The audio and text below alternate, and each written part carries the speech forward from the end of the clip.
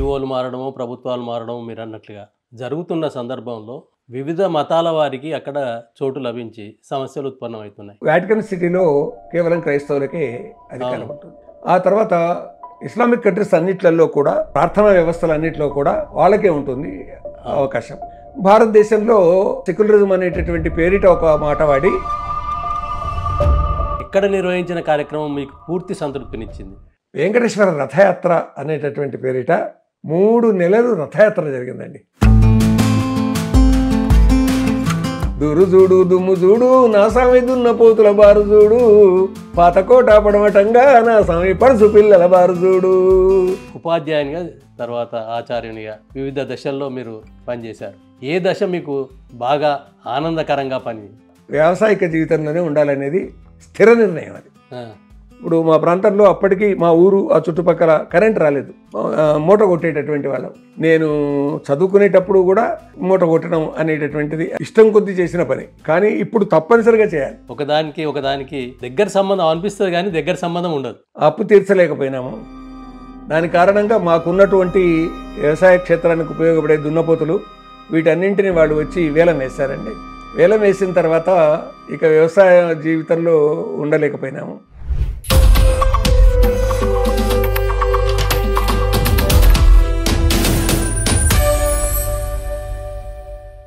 Welcome Real Talk with AK. మనం ప్రస్తుతం తెలుగు సాహిత్యంలో దిట్ట అయిన, ధార్మిక రంగంలో ప్రముఖుడైన, ఉపన్యాస కేసరి అయిన కసిరెడ్డి వెంకటరెడ్డి గారు ముందున్నాం. నమస్కారం సార్. నమస్కారం అండి అంజయ్ గారు. మీరు వివిధ రంగాలలో నిష్ణాతులుగా ఉన్నారు. ఆ నేపథ్యాలు రకరకాలుగా ఉంటాయి. ముందుగా టీటీడీ నేపథ్యానికి వద్దాం. టీటీడీలో ధార్మిక పరిషత్ కార్యదర్శిగా పనిచేశారు 3 ఏళ్ల పాటు. అక్కడ పనిచేసిన అనుభవాలు ఏంటి? ఒక వ్యావసాయిక జీవితం నుంచి ఒక అధ్యాపక జీవితంలోకి అడుగుపెట్టి ఆ తర్వాత ఉస్మానియా విశ్వవిద్యాలయంలో ఆచార్యులుగా పనిచేసి పదవీ విరమణ చేసిన తర్వాత నేను 5 సంవత్సరాలు దాటాక టీటీడీకి వెళ్ళాను. తిరుపతి దేవస్థానంలో అప్పుడప్పుడు జరిగేటటువంటి సభలలో పాల్గొనడం మొదటిది. అలా పాల్గొనేటటువంటి సందర్భంగా ఒకసారి భాగవతం మీద ఉపన్యాసం కొరకు నేను తిరుపతి వెళ్ళాను. ఉపన్యాసం అయిపోయిన తర్వాత అప్పటి ఈఓ గారు పిలిచారు. వారితో పాటు తేనీటి విందులాగా వారితో కలిసి కూర్చొని మాట్లాడుతున్నాం. ఆ సందర్భంలో ఐవైఆర్ కృష్ణారావు గారు, ఈఓ గారు, ఇక్కడ హిందూ ధార్మిక ప్రచార పరిషత్తు సంస్థ ఉంది, హెచ్డిపిపి, దాని కార్యదర్శిగా ఉన్నవారు ఇక్కడి నుంచి వెళ్ళిపోయారు. ఇప్పుడు ఆ బాధ్యత మీరు స్వీకరిస్తారా అని అడిగారు. అడిగితే ఆ ఉద్యోగంలోకి వస్తారా అని అడగడం అట్లాగా. అంటే నేను తట్టుకొని నిలవగలనా సార్ అన్నాను. అంటే మేమందరం నిలుస్తున్నామా, ఆయన ఉన్నాడు కాబట్టి ఇదంతా ఆయన పేరిటే నడుస్తుంది అన్నారు. వచ్చేయండి అన్న. ఆ తర్వాత 22 రోజులకు వాళ్ళు పంపించినటువంటి ఉత్తర్వులను ఆధారంగా చేసుకొని వెళ్ళానండి, జాయిన్ అయినాను. అక్కడ హిందూ ధర్మ ప్రచార పరిషత్ కార్యదర్శి బాధ్యత అది. మొత్తము అప్పుడున్నటువంటి 24 జిల్లాలు అంటే ఆంధ్రప్రదేశ్. ఈ 24 జిల్లాలలో ప్రతి జిల్లాలో ఒక కళ్యాణ మంటపం, తర్వాత అక్కడ ఒక ఉద్యోగి, ఈ ధర్మ ప్రచార పరిషత్తు చేసేటువంటి కార్యక్రమాల నిర్వహణ వ్యవస్థ ఉండేది. వీటన్నింటినీ చూసుకోవాలండి. ఇది నాకు అప్పచెప్పినటువంటి బాధ్యత అండి. ఇది ఆ బాధ్యత ఎలా ఫీల్ అయ్యారు? ఈ అనుభవాలు ఏంటి? ఎవరైనా అడిగితే నేను ఏమని చెప్పానంటే, జీవితంలో శక్తి తగ్గిపోయింది, రక్తి కూడా తగ్గిపోయింది, ఇక్కడికి బహుశా నేను ముక్తి కొరకు వచ్చానేమో అన్నానండి. ఎందుకంటే మనము దేవసన్నిధికి వెళ్ళారండి. అంతేనండి, అంతే. అయితే ఏమిటి అంటే 6 సంవత్సరాలు తెలుగు అధ్యాపకునిగా పనిచేశాను, 12 సంవత్సరాలు డిగ్రీ కళాశాలలో పనిచేశాను, 21.5 సంవత్సరాలు ఉస్మానియా విశ్వవిద్యాలయంలో పనిచేశాను, 40 సంవత్సరాలు మనము అధ్యాపక జీవనం అది. కాబట్టి అక్కడి నుంచి ఇక్కడికి రావడం అని అంటే, అక్కడ ఉన్నప్పుడు పరిగెత్తుదు తిరిగిన కాలాలు ఉన్నాయి, ఎటంటే అటు వెళ్ళినాము. బోధన ఉన్నది, అధ్యయనం ఉన్నది, తర్వాత రచన ఉన్నది, ఉపన్యాసాలకు వెళ్ళాము.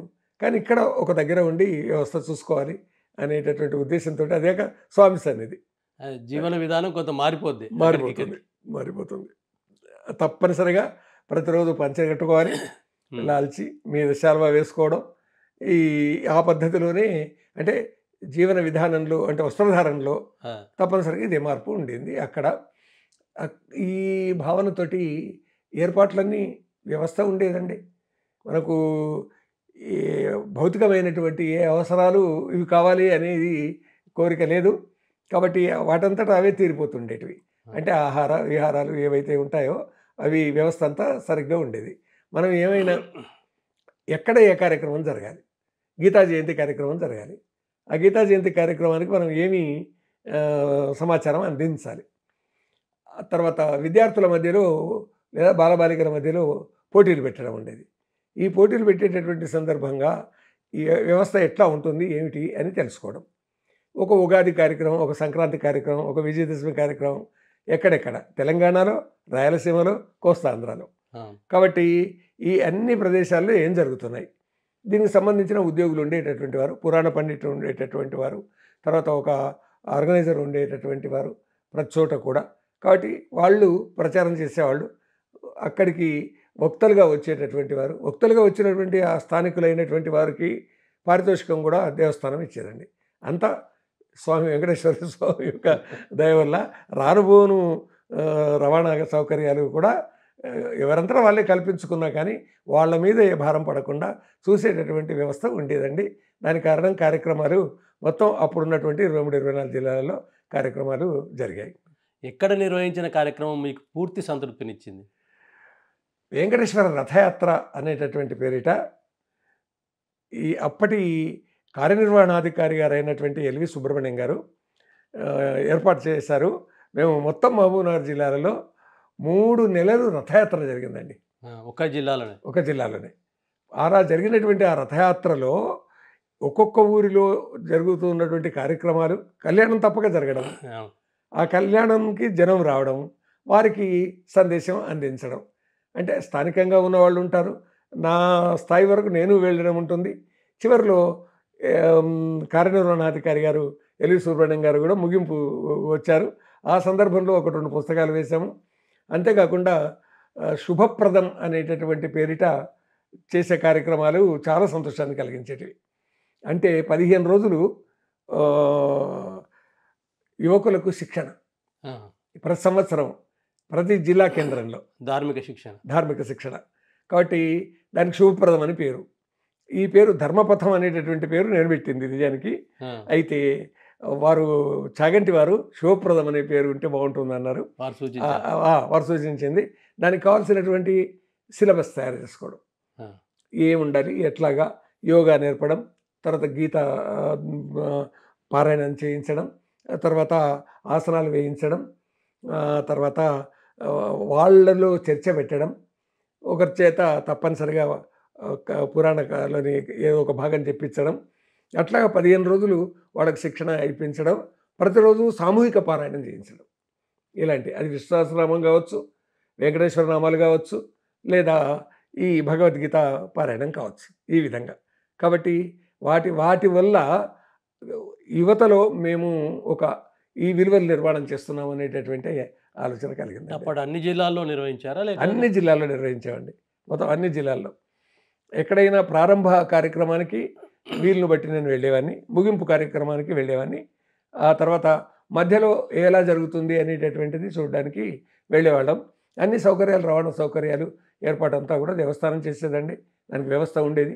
అలాగా వరంగల్లు కార్యక్రమంలో కానీ, భాగ్యనగర్ కార్యక్రమంలో కానీ, విజయవాడ కార్యక్రమంలో కానీ, కడప కార్యక్రమంలో కానీ ఇలాగా నేను ఇన్ని చోట్లకు వెళ్ళిన సందర్భాలు ఉన్నాయి.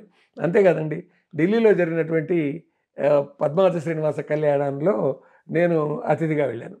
కోయంబత్తూరులో జరిగినటువంటి కార్యక్రమానికి వెళ్ళాను. నాగపూర్లో జరిగిన కార్యక్రమానికి వెళ్ళాను.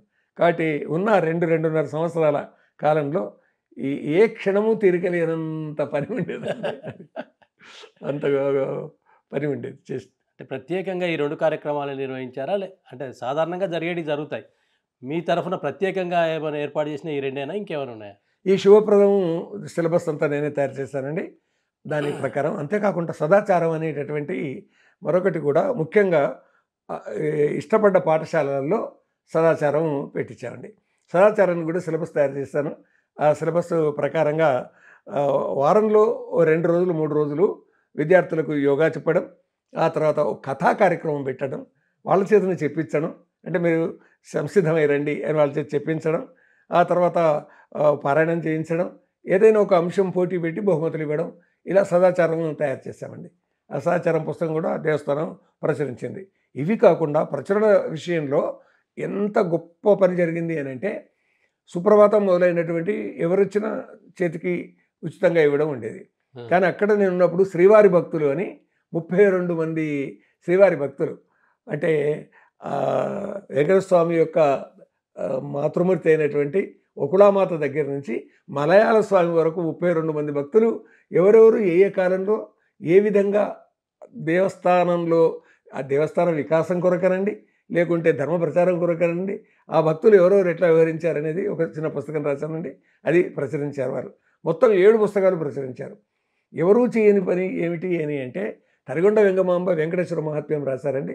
మాకు అంతవరకు తెలియదు. విచిత్రం ఏంటంటే అధ్యాత్మ రామాయణంలో రావణాసురుడు సీతమ్మ వారిని అపహరించలేదు.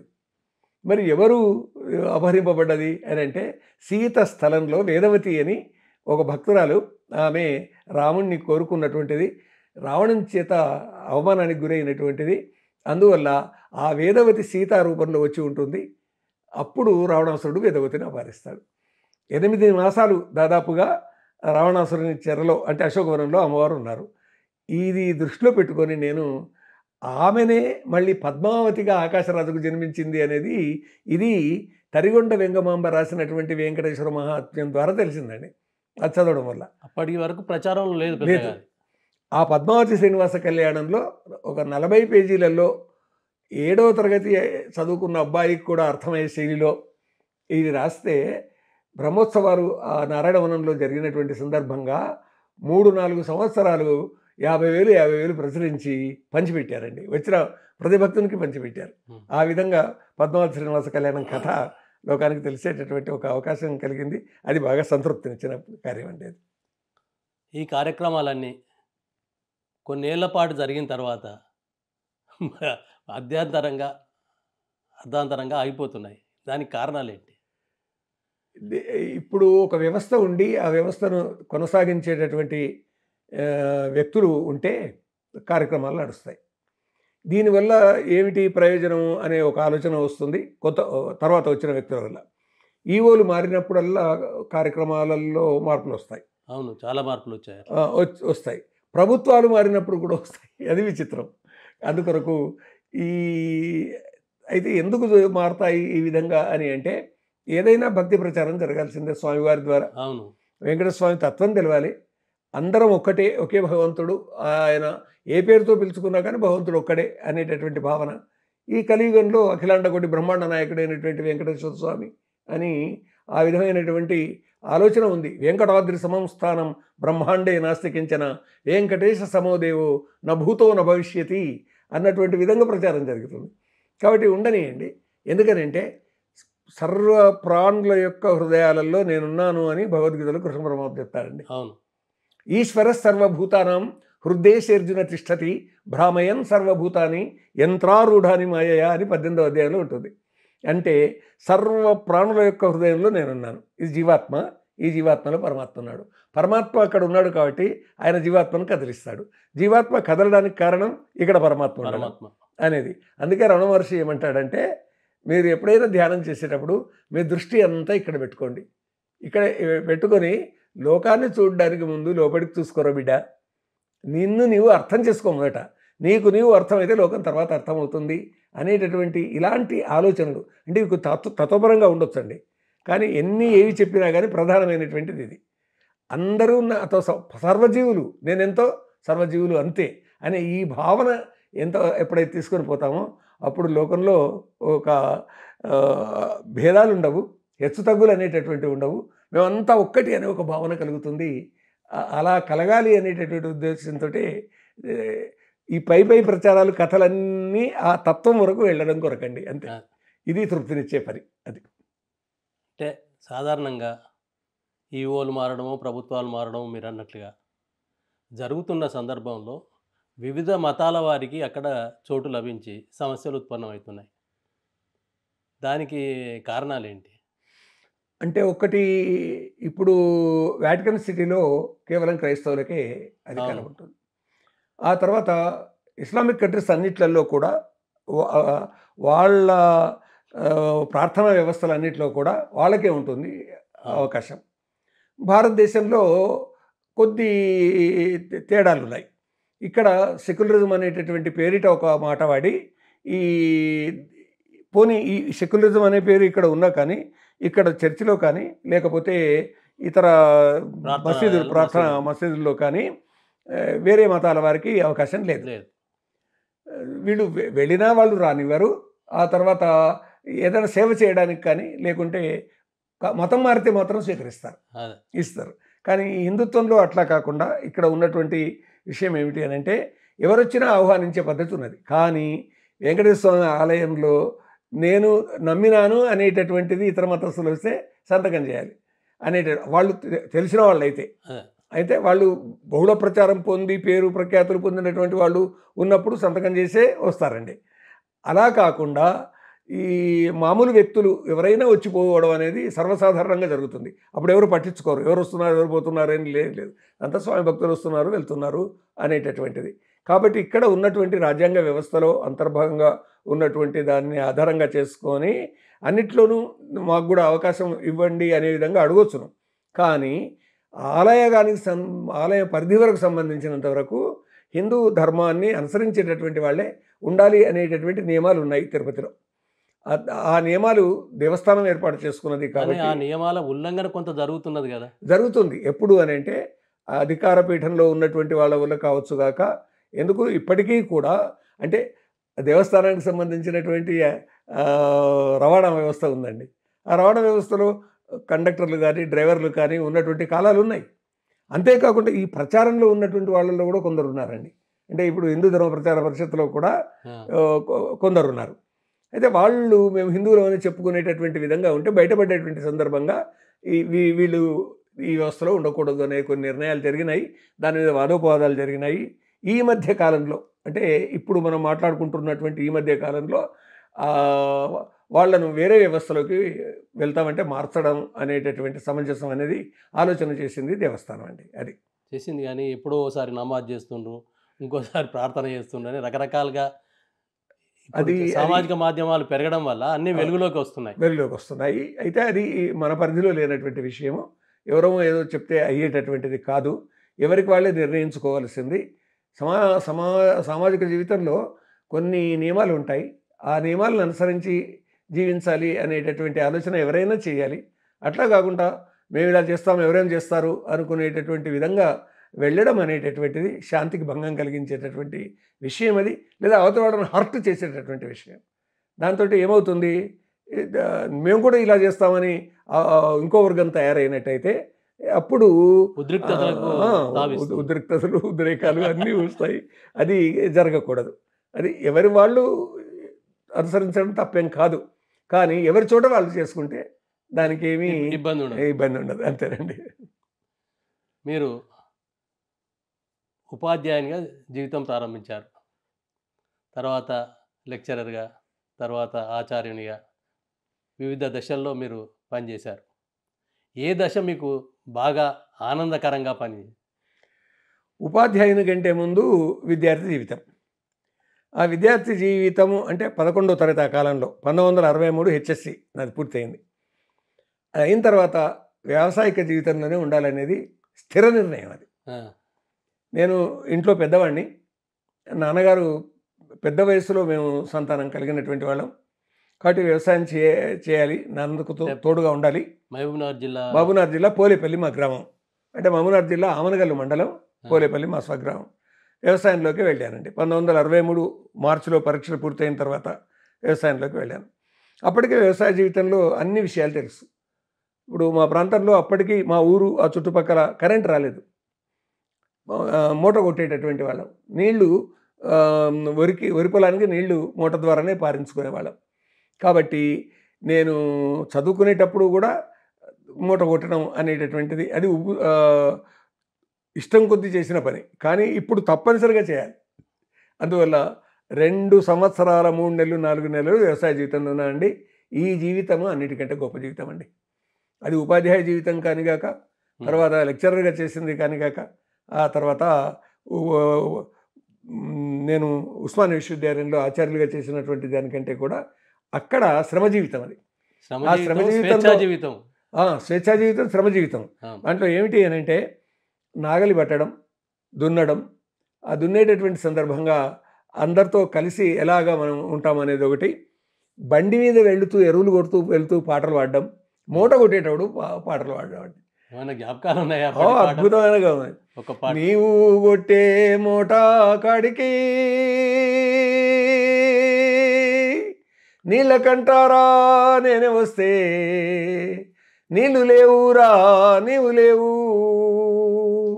సోరావాడా కళ్ళ నీళ్ళురా కడవ నిండే. ఇది ఒక్కొక్క పాదం వచ్చినప్పుడు ముందుకు ఒకసారి వెళ్తాము, వెనక ఒకసారి వస్తాము. తొండెప్తాడంటారు దాన్ని. ఇట్లా పైకి లేపినప్పుడు ఒక భావన వస్తుంది, చేరుకోటి. నీవు కొట్టే మూట దగ్గరికి నేను నీళ్ళకని వచ్చాను, కానీ నీవు లేవు నీళ్లు లేవు, కన్నీళ్ళు మినహా. కన్నీళ్లతోటి నేను నీళ్లు తెచ్చుకున్నటువంటి కడవ నిండింది.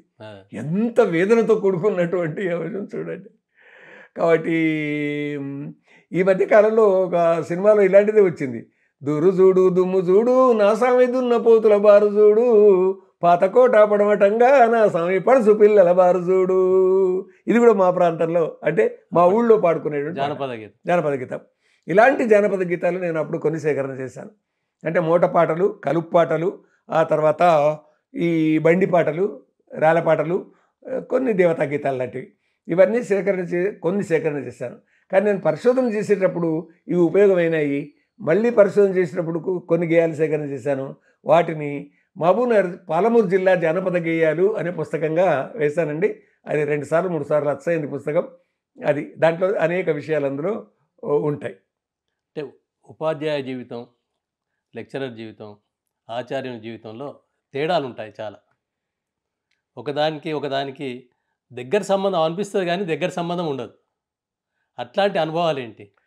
వ్యవసాయ జీవితాన్ని వదిలిపెట్టడానికి కారణాలు ఎల్ఎంబిలో మా నాన్నగారు చేసినటువంటి అప్పండి. అప్పు తీర్చలేకపోయినాము.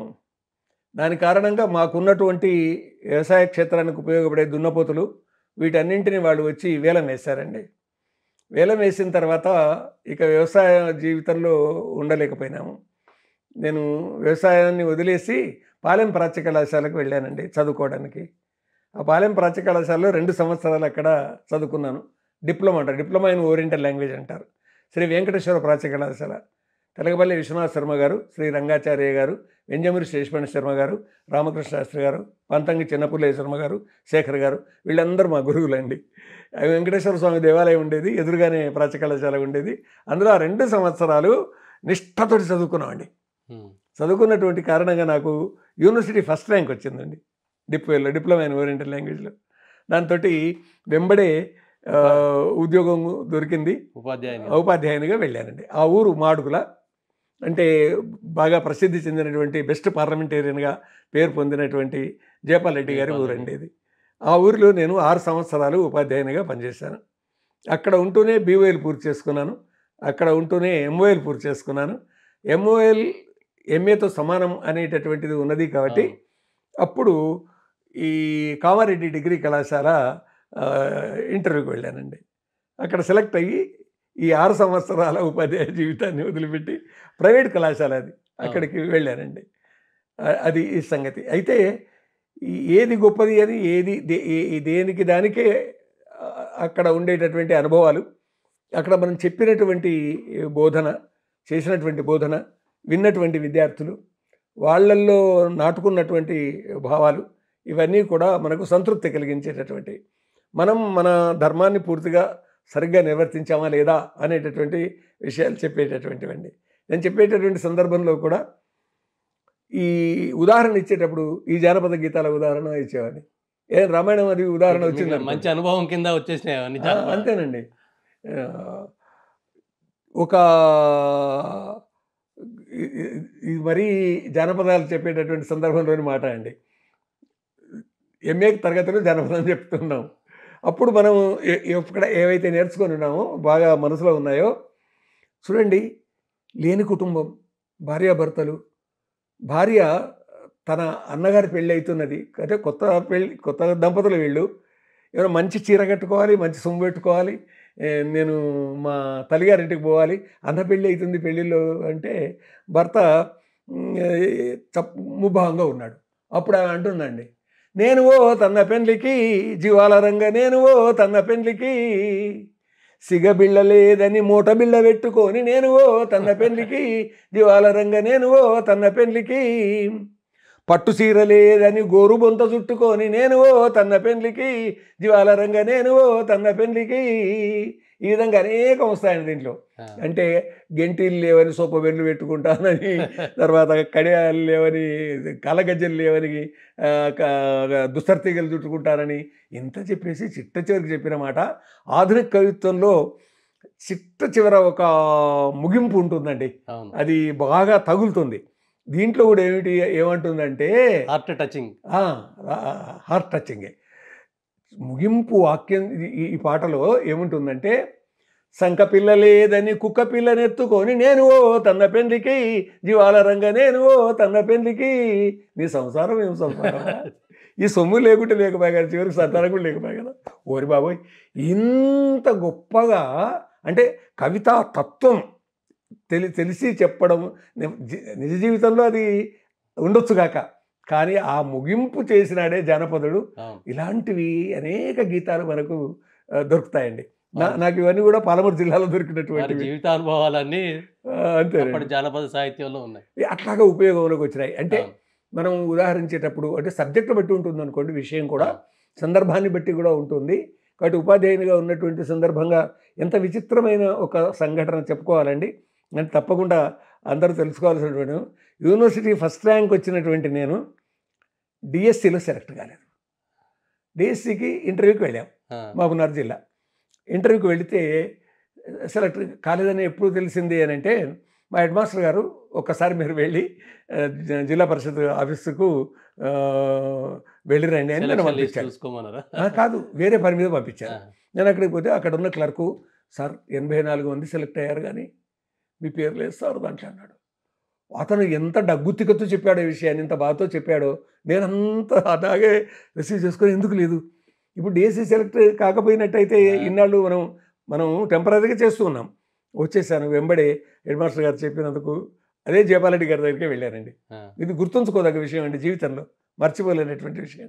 ఈ విషయం చెప్పాను. అరే ఎందుకు సెలెక్ట్ కాలేదు, పద అని జీప్ తీసుకొని నన్ను తీసుకొని వచ్చేసాయండి మహబూబ్నగర్. అక్కడ ఉన్న చైర్మన్ గారితో మాట్లాడారు. సరే వాళ్ళ రాజకీయ విషయాలు ఏవి ఎట్లా ఉన్నా కానీ మొత్తం మీద నా పేరు 85వ పేరు చేర్చి లిస్టు విడుదల చేశారండి. అట్లా జరిగింది. దానివల్ల మనం సెలెక్ట్ అయినాం కాబట్టి, దాంతో దేశంలో సెలెక్ట్ అయ్యాం కాబట్టి ఒక స్థిరత్వం అనేది వస్తుంది. దాని తర్వాత దాని వెనుక ఉన్న రాజకీయ కోణాలతో మనకు అక్కర్లేదు, ఏ కారణాలు అనేది అక్కర్లేదు. కానీ సహాయం చేయడానికి అంటే ఒక వర్కర్గా అంటే మనము పనిచేస్తున్నటువంటి వ్యక్తిగా వాళ్ళు గుర్తించారు కాబట్టి ఆ విధంగా వచ్చింది. అందువల్ల అలాగా ఒక్కొక్క మెట్టే ఎక్కుతూ వచ్చానండి. ఉపాధ్యాయ జీవితం ఇలాగా గొప్పదేనండి. అక్కడ ఉండగానే నేను పండిట్ ట్రైనింగ్ కూడా చేశానండి. వరంగల్లో 6 నెలల పండిట్ ట్రైనింగ్ చేశాను. షార్ట్ టర్మ్ కోర్స్ అంటారు దాన్ని. అట్లాగా కాబట్టి ఉపాధ్యాయ జీవితంలో ఉన్నప్పుడే నేను మొదటి పుస్తకం ప్రచురించానండి. అది మొట్టమొదలు ప్రచురించినటువంటి పుస్తకం గాంధీ తాత అండి. అంటే గాంధీ తాత యొక్క జీవిత చరిత్రను నేను పద్య రూపంలో రాశాను. అంటే కర్ణశ్రీ గారు బుద్ధదేవుని భూమిలో పుట్టినాడు అన్నాడు కదా, అక్కడి నుంచి తీసుకున్నాను నేను. బుద్ధదేవుని భూమిలో పుట్టినాడు, శుద్ధ సాత్విక సామ్రాజ్య సుగుణధనుడు, మానవత్వైక దివ్యాత్మ మహితయేషుడు, కరుణమూర్తి భరతనేత గాంధీ తాత అనే మకుటంతో ఈ విధంగా మొత్తం ఆయన జీవితాన్ని రామనామము జపించరాదు భయము అనుచు బాలకునితో చెప్పే అమ్మగారు, వేద్యమది అయ్యేన తనికి వేదముగను గాఢముగా జపించెను గాంధీ తాత. ఇలాగే సాగుతుందండి మొత్తం 103 పద్యాలు. అంటే ఇప్పుడు ఇది మొదటి శతకం నేను రాసింది గాంధాతం 1 ఎందుకు రాశాము? 1969లో నేను ఉద్యోగంలో ఉన్నాను. పిల్లలకు గాంధీజీ మీద ఉపన్యాసాల పోటీ పెట్టమని ప్రభుత్వం ఒక ఉత్తర్వు పంపింది. దాంతో మా హెడ్ మాస్టర్ గారు పిల్లల్ని తయారు చేయమన్నారు. ఓ 4 పిల్లల్ని కూర్చోబెట్టుకొని వాళ్ళకి అది చెప్తూ ఉన్నాను. చెప్పేటప్పుడు పద్యాలు రాశాను. దారంలో పద్యాలు వచ్చేసింది. అవి కొందరు నేర్చుకున్నారు. దానికొని ఉపన్యాసాలలో వాళ్ళు బహుమతులు సంపాదించారు. దాని తర్వాత నెహ్రూ జీవితం మీద కూడా శాంతిదూత అనే ఒకటం పెట్టి రాశాను. ఈ వరుసగా 2 వచ్చాయండి. ఇవి కాకుండా వీటితో పాటే వచ్చినటువంటి మరొక విషయం చెప్పుకోవాలండి. మేము చదువుకునే కాలంలో ముత్యాల సరాల ప్రభావం మా మీద బాగా ఉండేదండి. గుత్తున ముత్యాల సరములు కూర్చుకొని తేటైన మాటలు కొత్త పాతల మేలు కలయిక క్రొమ్మె రుంగులు చిమ్మగా హాయిగా ఇట్లా వెళ్ళిపోయింది. అది నిజానికి రగడ పద్ధతిలో వచ్చినటువంటిదే. 3+4 3+4 14 మాత్రలు ఉంటాయి. మొత్తం 14 మాత్రలు వరుసగా అట్లాగే ఉంటే అది రగడ కిందికి వస్తుంది. అలా కాకుండా 4వ పాదము 9 మాత్రలు నుంచి 14 మాత్రలు ఉండొచ్చు అని గురజాడ వారు దాన్ని నిర్దేశించిన తర్వాత ఛందశాస్త్రవేత్తలు చెప్పారనుకోండి. అట్లాగా భగవద్గీత రాశానండి. దాని ప్రేరణతోటి మొత్తం ముత్యాల సరాల్లో భగవద్గీత రాసి నేను ఉపాధ్యాయునిగా ఉన్నప్పుడే పంచాయతీ రాజ్యంలో ఒక పక్షపత్రిక నరసరావుపేట నుంచి వచ్చేదండి. చిరావూరు నాగభూషణాచార్యులు గారని గొప్ప సంపాదకులు, వారికి పంపించాను నేను. వారు వరుసగా ఒక ఏడాది మొత్తం వేసేసారండి. 701 శ్లోకాలకు 701 ముత్యాల సరాలు. ధర్మక్షేత్రము కురుక్షేత్రము ధాత్రి యుద్ధము చేయకూడిన 4 పుత్రులు పాండవాదులు ఏమి చేసిరి సంజయ. ఇలా సాగుతుందండి మొత్తం అంతా కూడా. ఇప్పుడు పరిత్రాణాయ సాధునామ అనేది ఉంది చూడండి, అది అందరికీ తెలిసిన శ్లోకం. దాన్ని శిష్టజనులను రక్షసేయగా దుష్టజనులను దృంచివేయగా ధర్మమెప్పుడు నిలుపుటకునయి యుగ యుగంబుల అవతరిస్తా. ఇంత హాయిగా సాగిపోతుందండి మొత్తం. ఈ పుస్తకం వచ్చయిన తర్వాత మా ఉపాధ్యాయులు తలా 5 రూపాయలు 10 రూపాయల కాలం అట్లాగే వేసేసారు. అట్లా ప్రచురించామండి. అది 69-70 ప్రాంతంలోనే వచ్చేసింది. అలాగా ఇట్లా 3 పుస్తకాలు ఏకాలంలో వచ్చినట్టే దాదాపుగా చెప్పుకోవాలండి. అది తర్వాత చాలా పుస్తకాలు వేశారు. ఏ పుస్తకం మీకు ఎక్కువగా? అంటే ఒక అది 4 బిడ్డలుంటే ఏ బిడ్డ మీద ప్రేమ అనేటటువంటిది, అందరూ సమానమే అనేటటువంటిది. అది పరిశోధన చేసినటువంటి పుస్తకం మీద ఎక్కువ ప్రేమ ఉంటుందండి. తెలుగు పొడుపు కథలు అనే దాని మీద నేను పరిశోధన చేశాను. 10,000 పొడుపు కథలు సేకరణ చేశానండి దేశమంతా తిరిగి. అన్నీ అప్పుడు ఆంధ్రప్రదేశ్ మొత్తం. నారాయణ రెడ్డి గారు నా గురువు, నాకు పర్యవేక్షకులు. సినారే గారు నిన్ను గూర్చి పాడుకొందు నన్ను గూర్చి పాడుకొందు నిన్ను నన్ను కన్న తల్లి నేల గూర్చి పాడుకొందు నేలను విరిసిన కన్నీటి చుక్కలు ఏరుకుందు. ఇట్లాగా ఆయనవి బాగా మనసులో నాటుకున్నటువంటివి ఉన్నాయండి. 12 పర్యాయాలు సార్ని కలిశాను అంతేను. నేను ఎప్పుడైనా 60-70 పేజీలు రాసుకొని వెళ్ళేవాని. కామారెడ్డిలో ఉండంగా ఈ పరిశోధన జరిగిందండి. కాబట్టి అన్నింటికంటే శ్రమతో కూడుకున్నదైనా 850 పేజీల పుస్తకం. దాని రీప్రింట్ అయింది అది పుస్తకము. రెండోసారి కూడా అచ్చు వేసామండి. అది నాకు చాలా ఇష్టమైనటువంటి పుస్తకం. సార్ గైడ్గా చాలామంది పరిశోధన చేశారు. అవునండి, అవునండి, అవునండి. మీ నేపథ్యంలో కూడా అంటే మీ ఆధ్వర్యంలో కూడా చాలామంది పరిశోధన చేశారు. అవునండి. 34 మంది నా దగ్గర పిహెచ్డి చేశారు. 14 మంది ఎంఫిల్ చేశారండి. అంటే ఎంఫిల్ చేసిన వాళ్ళలో ఎవరు ఎక్కువగా మిమ్మల్ని ఆకట్టుకున్నారు? అలా చెప్పడం సాధ్యం కాదు. ఎందుకంటే జనరల్గా వాళ్ళకు 4 years సమ్ టైం ఉంటుంది. అవునండి. ఆ టైంలో చేసిన వాళ్ళు కొంత ముందే చేసిన వాళ్ళు ఉంటారు, కొందరేమో మళ్ళీ ఎక్స్టెన్షన్ చేసుకొని చేసిన వాళ్ళు ఉంటారండి. అయితే ఎంఫిల్ అంతా కలిపి 2 ఏళ్లలోపు పూర్తి చేసుకోవాలి వాళ్ళు. ఒక ఏడాదిలో వాళ్ళు దానికి సంబంధించిన సిద్ధాంతానికి సంబంధించిన సేకరణ చేసుకొని ఇంకో ఏడాది రాయడం అనేటటువంటిది ఉండాలి. యూనివర్సిటీలో మనం ఉంటాం కాబట్టి వాళ్ళు అప్పుడప్పుడు అలా వచ్చేసి తెలుసుకొని వెళ్ళిపోతుంటారు. ఉన్నది 14 మంది. ఇప్పుడు ప్రొఫెసర్గా చేస్తున్నారండి లావణ్య అని, కుర్మిళ్ళ లావణ్య అని, ప్రొఫెసర్ కుర్మిళ్ళ లావణ్య తెలంగాణ యూనివర్సిటీలో ఉన్నారు. ఆర్య సమాజ సాహిత్యంలో మహిళ అంటే మహిళకు ఏ స్థానం ఇచ్చారు అనేది చెప్పడానికి మంచి ఎంఫిల్ గ్రంథం అండి అది. అలాగా కొన్ని అలాగా ఉంటాయి అంతే. ఈ అంటే అంశాలు ఆర్య సమాజ్ అనగానే చాలా మార్పులకు అది దారితీసింది. అవునండి. అంత వేద ధర్మము అనేటటువంటిది ప్రత్యేకంగా ఉన్నా గానీ, దయానంద సరస్వతి రాసిన సత్యార్థ ప్రకాశమే వాళ్లకు గీత, బైబిల్, ఖురాన్ ఏదైనా అదే ఆధారమే అయ్యున్నా కానీ, సంస్కరణలకు ఆధారభూతంగా నిలిచినటువంటిది. అందులో మహిళలకు ఇచ్చినటువంటి స్వాతంత్ర్యాన్ని ఆధారంగా తీసుకొని బాగా చేశారండి ఆ అమ్మాయి. అలా వచ్చింది. మీ దగ్గర పీహెచ్‌డీ కూడా చాలామంది చేశారు. అవునండి. అందులో మీకు నచ్చిన అంశం ఏంటి? నచ్చిన అంశము అంటే ఒకటి ఎన్నుకున్నటువంటి అంశం ఏదైతే ఉంటుందో, ఆ ఎన్నుకున్నటువంటి అంశాన్ని వాళ్ళు ఏ విధంగా సంసిద్ధం చేస్తున్నారు? అది. ఎలాగా దాన్ని విస్తరింపజేశారు? దాని సరే మూలాలేంటి ఆ! అవన్నీ ఉంటాయి. అవన్నీ ఉంటాయి. కాబట్టి ఒకటి ఇది నచ్చింది అని చెప్తే మిగతా విద్యార్థులకు అమ్మో! ఇది బాధ కలుగుతది. అందుకొరకు 34 పీహెచ్‌డీలు గూడా అన్నీ బాగా చేశారనే చెప్పాలండి. ఆ! వాళ్ళు బాగానే చేశారు. హ్మ్. మీకు నచ్చిన అంశం ఏంటి అందులో? అదే చెప్పాలండి. అది రకరకాల అంశాలుంటాయి గదా! అవును. ఒకరు ఎన్నుకున్న అంశం ఇంకొకరికి ఉండదు. అవును. అవును. అంటే మీ జీవితానికి దగ్గరగా ఉండే అంశాలు కొన్ని ఉంటాయి. మనకు కొన్ని సందర్భాల్లోనే అవి ఎదురవుతాయి. అవునండి. హరినందన్ అనే అబ్బాయి చేశాడు. అది ఆధునిక తెలుగు సాహిత్యంలో రాష్ట్రీయ స్వయం సేవక సంగీతాలు. హ్మ్. ఆర్ఎస్ఎస్ గీతాలు. ఆర్ఎస్ఎస్ గీతాలు. అది 12 సంపుటాలొచ్చినాయండి. ఆ అబ్బాయి చేసే కాలం నాటికి. ఆ! వాటి మీద పీహెచ్‌డీ చేశాడండి. అయితే వైవిధ్యం ఏంటి? ఈ భూమికి సంబంధించిందేంటి? ఆ తర్వాత ఆహ్, పూర్వ ఈ దేశపు మహావీరులకు సంబంధించి గీతాలు ఈ విధంగా ఉంటాయి. పండుగలు, పరమార్థాలకు సంబంధించినవి ఉంటాయి. ఉత్సవాలు, పండుగలు, పరమార్థాలకు సంబంధించినవి. వ్యక్తిలో సదాచారాన్ని నిర్మాణం చేసేటివి ఉంటాయి. వ్యక్తిలో శక్తిని నిర్మాణం చేసేవి ఉంటాయి. ఇలాంటివి వాటి అన్నింటిని విభజన చేసుకొని చేశాడు. అలాగా ఈ వచ్చినటువంటి వాటిల్లో ఇవి, అవి అని కాదు అన్నీ బాగానే చేశారనే చెప్పుకుంటాం. లేకపోతే ఒకటి బాగాలేదు అని ఆ! అనుకున్నట్టయితే దానికి పీహెచ్‌డీ ఇవ్వడానికి వీల్లేదండి. వీల్లేదు కరెక్టే. అంటే నేను మీ జీవితానికి దగ్గరగా అడిగాను అందుకే. అంటే కొన్ని మీరు ఆర్ఎస్ఎస్‌లో బాగా పనిచేశారు కాబట్టి అది జీవితానికి కొంచెం ఆ! దగ్గరగా అనిపించుంటది. అవునండి. నేను 12 సంవత్సరాలు బౌద్ధిక ప్రముఖ అనే బాధ్యత ఉంటుందండి ఆర్ఎస్ఎస్‌లో. సంఘలో, ఆర్ఎస్ఎస్‌లో. అది కామారెడ్డి డిగ్రీ కాలేజీలో నేనున్నప్పుడు ఆ విధంగా ఈ ఆ బాధ్యత ఉండేది. ఆ బాధ్యత అంటే శాఖ నిర్వహించేవారా? శాఖ నిర్వహణలోనేమో మామూలుగా ఆహ్, నిర్వాహకులు ఉంటారు. శాఖ అవును. నిర్వహణ చేసేవాళ్ళు ఉంటారు. ఓ గీత ప్రముఖ ఉంటాడు. తర్వాత శాఖ నిర్వాహకులు ఉంటారు. వాళ్ళుంటారు. ఎక్కడైనా ఉపన్యాసాలకు వెళ్ళడం.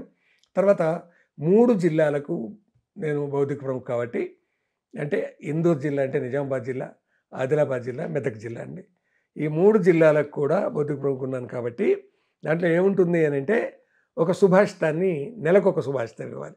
ఆ తర్వాత నెలకొక బౌద్ధిక అంశం ఇవ్వాలి. ఆ తర్వాత చర్చ అంశం ఇవ్వాలి. ఆ తర్వాత ఆ నెలలో వచ్చేటటువంటి ఏ అంశాలైతే ఉంటాయో అంటే పండుగలు వీటికి సంబంధించినవి, వాటికి సంబంధించిన మ్యాటర్ ఇయ్యాలి. ఇవన్నీ తయారు చేయాలండి. ఇవన్నీ తయారు చేసి ఆ కాలంలో మేము సైక్లో స్టైల్ చేయించి పంపించేవాళ్ళమండి. అలాగా ఇందూరు అంటే నిజామాబాదు కేంద్రంగా ఇది మిగతా జిల్లాలకు వెళ్ళిపోయేది. ఆదిలాబాదు, మెదక్, నిజామాబాద్. అందువల్ల వాటిల్లో తిరగడం ఉండేది. ఆ తర్వాత ఓ సంక్రాంతి పండుగొచ్చింది. వెళ్ళాలి. సావర్కర్ జయంతి వచ్చింది. కామారెడ్డి నుంచి కరీంనగర్ వరకు వెళ్ళాలండి. వెళ్ళి ఉపన్యాసం ఇచ్చి రావడం ఇలా ఉండేదండి. అందువల్ల ఈ బౌద్ధిక ప్రముఖగా ఉన్నటువంటి బాధ్యతలు ఆ నెలకు సంబంధించినటువంటి మెటీరియల్ తయారు చేయడం. చేసి ఈ జిల్లా విభాగ స్థాయిలో ఎవరైతే కార్యవాహ, బౌద్ధిక ప్రముఖు మిగతా వాళ్ళు ఉంటారో వాళ్ళందరం కూర్చొని దాన్ని అందరికీ పంపించడం అనేది జరుగుతుంది. అట్లాగే దాన్ని అనుసరించి శాఖలలో ఇది దీనికి చెప్పుకోవడం, ధారణ చేయడం. ఒక శ్లోకం ధారణ చేయడం ఉంటుందండి. తప్పనిసరిగా ఉంటుందండి అట్లా. సుభాషితం అంటాం. ఈ మధ్య కాలంలో పద్యం ధారణ చేస్తున్నారు. అట్లా. ఈ ప్రపంచీకరణ విధానం పెరిగిన తర్వాత యాంత్రిక జీవితాలు ఎక్కువైపోయినాయి. యాంత్రిక జీవితాలు వచ్చినప్పుడు ఈ ఆర్ఎస్ఎస్ శాఖల నిర్వహణ కూడా కొంత తగ్గిందనేది జనరల్‌గా అనుకుంటున్నారు. మీ అభిప్రాయం ఏంటి? జీవితాలలోనే నానాటికి తీసి కట్టు నాగం బొట్టు అనే సామెత ఉందండి. కాబట్టి వ్యవస్థలలో నియమాలను సరిగ్గా అనుసరించి వ్యక్తుల నిర్మాణం చేస్తూ వెళ్ళినట్టయితే ఉంటుందండి. శాఖలు తగ్గకపోవచ్చు, కానీ అనుకున్నటువంటి ప్రచార వ్యవస్థలో కొంత తగ్గినట్టుగా ప్రచారం జరుగుతూ ఉంది. కానీ సంఖ్య అదేమి తగ్గినట్టే ఉండదండి. ఎందుకొరకు అని అంటే సంఖ్య పూర్వమున్నంత సంఖ్య ఉంటుంది, జనాభా పెరిగింది కానీ ఇది పెరగలేదు. ఇది పెరగాలి అనేటటువంటిది. అది నిష్ఠతోటి పనిచేసే కార్యకర్తల్ని తయారు చేసుకోవాల్సినటువంటి అవసరం ఉంటుంది. అలా చేసుకొని దేశం నాది, ఈ దేశం ఉంటే నేను ఉంటా, ఈ దేశం ఏదైనా ఒకవేళ ఏమన్నా అయితే నేను ఉండను, అస్తిత్వం పోతుంది. కాబట్టి ఆ అస్తిత్వం పోకుండా తాను నిలబడేటటువంటి వ్యవస్థ ఒకటి కావాలి దేశానికి.